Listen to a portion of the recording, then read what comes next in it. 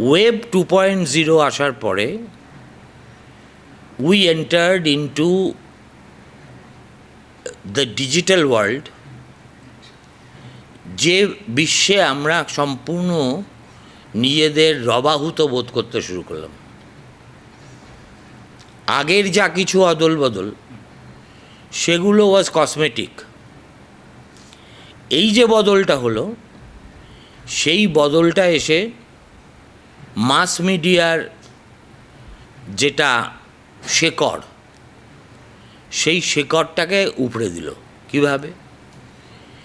সংবাদপত্র বলো বা টেলিভিশন চ্যানেল বলো, প্রধানত তো বেঁচে থাকে বিজ্ঞাপনের উপর। ডিজিটাল মিডিয়া এসে প্রথম সেই বিজ্ঞাপনে ভাগ বসাতে শুরু করলো। এখন অনেক ক্ষেত্রে তারা বেশি বিজ্ঞাপন পায়।